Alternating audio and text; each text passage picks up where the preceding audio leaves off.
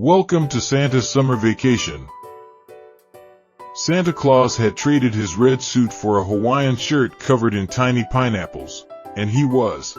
I told you to reapply. SPF 50. I thought SPF stood for Santa's Fine Probably. I said SPF 50. For the first time in 300 years, deeply catastrophically sunburned. Santa muttered, wincing as he adjusted his beach chair.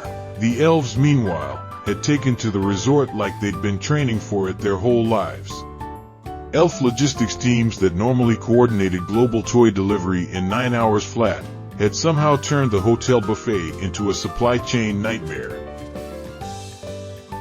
Forming an assembly line, so efficient that the made-to-order omelet station had a 6-elf backlog and a whiteboard tracking units per minute.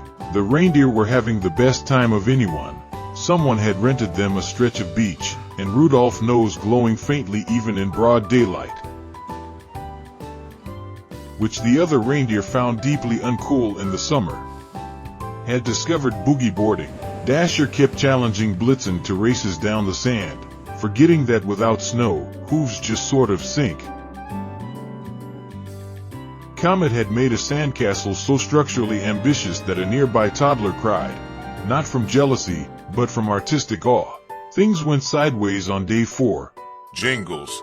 You are on serve rotation, Tinsel. You are spiking, and somebody get me a list of every guest shoe size. We're doing gift bags for the semifinal. It is vacation, dear. I am relaxing. This is me relaxing. When Santa, deeply bored of relaxing. 300 years of nonstop deadlines does something to a man. Tried to organize the entire pool deck into workshop formation for a game of volleyball. He assigned elf positions with military precision until Mrs. Claus gently confiscated his clipboard and handed him a pina colada instead.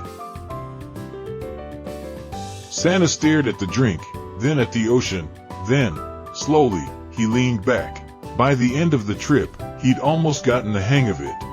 Mrs. Claus just handed him another pina colada and pointed him back toward his beach chair.